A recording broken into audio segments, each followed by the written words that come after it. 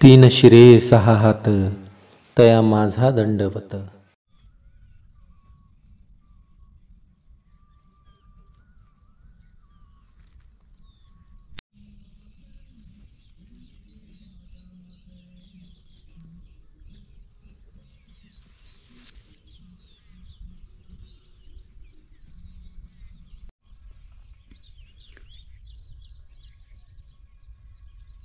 दिवस उगवून वरी आलाय, पण आभाळामुळं काही दिसत नाही।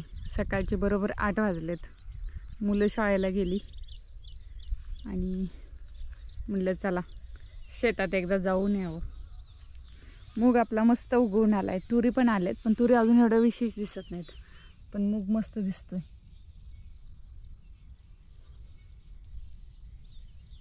डोळ्याला असे ताशेचं तास दिसतात, असं बघायला थोडं हिरवं दिसत नाही, पण असा छान उगवून आलाय सगळा, मस्त उगवलाय। तुरी सुद्धा आपल्या छान आल्यात। तुरी अंतरावरती असते त्या, काही मोठे पीक आहे ना त्याच्यामुळे अंतरावरती असते ते। इथे एक आहे, नंतर अशा तिकडे आहेत। तुरी सुद्धा आपल्या छान उगवल्यात, फक्त एक काकरी उगवली नाही तुरीची, ती लावावी लागेल जरा ऊन पडल्यावर। आता चिखल आहे रानात, काल सडाका झालाय जरा। आणि आपण ह्या तुकड्यात तूर आणि मूग एकत्र केले आणि ह्याच्यात फक्त तूर केली। ह्यात पण तूर चांगली उगवून आली।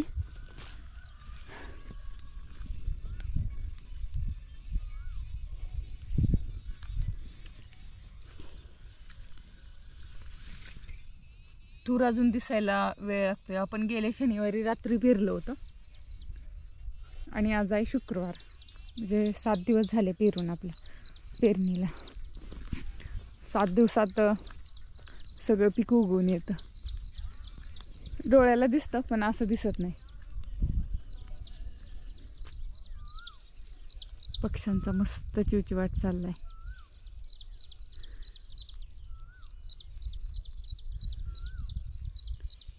आणि असं आभाळ आलं की वातावरण एकदम छान वाटतं।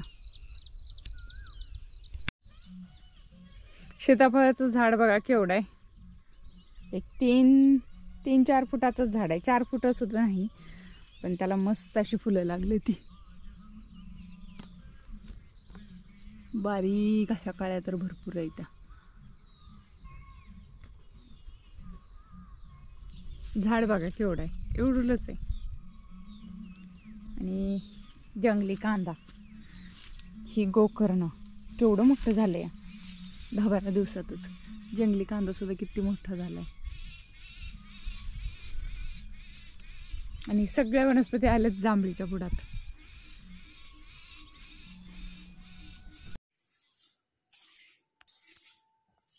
आई आली वडाची पूजा करून, आम्हाला काही जायचं नव्हतं, मामी बरोबर गेली। माझ्या मामाचं घर इथं जवळच आहे, तिच्याबरोबर गेली।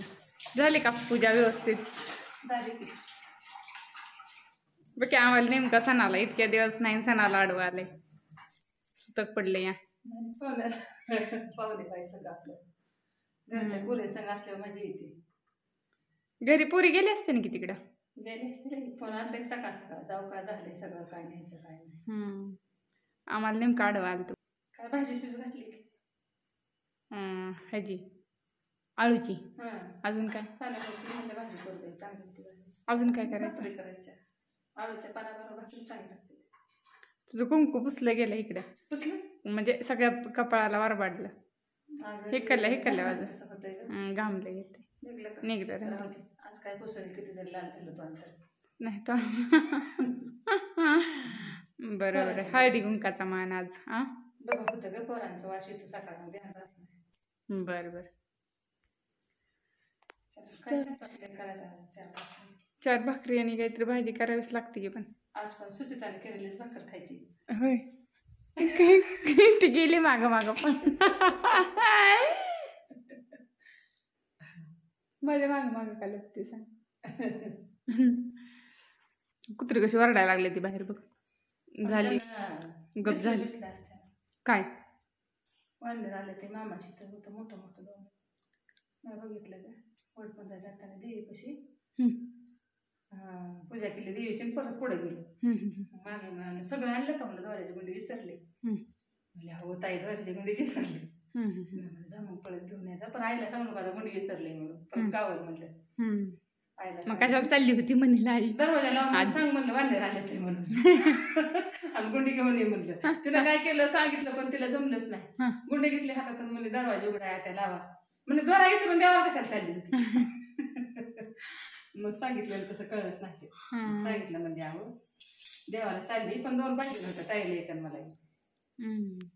मग पुन्हा आली म्हणजे खरंच लय मोठं होते मी तर लय मिळली वाननेर होय म्हणते की वाननेर आल्या पाऊस काळ नसतो काय नाही मग पाऊस काढायचा का बाकी मोठं मोठं होतं 2 त्याची शिफ्ट तर लय लांब होती हनुमंत महाराज ह्याच्यासारखेच काय म्हणते ते हनुमंताची शिफ्ट बजरंगासारखी बजरंगासारखी लय मोठी होती आणि बिली बी आधी करला लय एकदम जवळ आली ना पळत चिचपाशी हाणतात का मग चापटा लावते ती की माकडं लावते तिने चापटा वानर बी हाणत असते ती मला वेगळं वाटतं पाहिले आपल्याला साध्या कुत्र्यांचे बी वाटत मला वाननेर बघून असं लय दिवस झाला मी ते आपल्या ह्याचा घरात भाऊची मंजुळा तिच्यात मी तेव्हा जात होती कामाला मग ती असं आम्ही दोघे जणी पाऊस आला म्हणून बसलो ना असं बसलो तिथं ती माझ्या शेजारी मी अशी तिच्या शेजारी आणि मग एका गीत असं खटून आले ते नेमका शनिवार दिवस होता आणि ती आडल घेऊन माझ्याकडे सरली.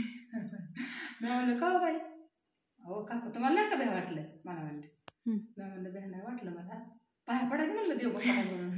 मी म्हणलं जे हनुमंत बाबाची भेट दिली आम्हाला मला चिंता घेते ते हळूचा असा हो गप्पा की आपल्याकडे येते काय नाही केलं पण बल्ल्यावर जवळ येते काय नाही म्हणलं पाया पडा. माझ्याकडे हसते आज म्हणते काकू तुम्ही किती धरता मी पण बेकाडे पण आता आईसारखी तर वित्री कोण नसेल अचानक भेटायला देव आलाय तर काय करायचं म्हणलं हनुमंत हाय म्हणलं ती पाया पडा. मी पडली पण ती नाही पडली बिचारी लय भेली. अगं मोठी असते ती आई ती मोठी असते सकाळची पण लय मोठी होती त्याचं पटकन मधलं असतो आणि मामाची वस्ती का आपल्यापासून लांब आहे का 1/2 किलोमीटरवर म्हणलं आता दिवस मावसाने. अगं मला वाटलं तू माझी टिंगल करते मी घरातनं बाहेर आहे म्हणून. आता टिंगल कधी करतं का नाही पण लांब फिराय अंतरचं जाऊन म्हणून अचानक मला दिसलं म्हणून तिथनं इथं काय 5-6 ढांगात येते. मला वाटलं मामी तिथनं घरून द्वारा घेऊन येतं मला वाटते ते चल की म्हणलं तिला कधी चिरण गेली या परत म्हणलं अगं बांधले लय मोठं 2 आले ते म्हणजे 4 दिवस झाले आले ते काहीच करत नाही. तिथं असते ना मोठ्या झाडांवर जवळ गेलं तर माझ्या गेलं पण मला आज भीती वाटली. चला बनवू अचानक बसलं मागणं गेलं काय वाटलं नाही पण आज एकदम पळत पुढं आले त्यामुळे भीती वाटली पण काय मला नाही त्यांनी केलं सरळ गेली बाजूने. चल भाकरी करू का आज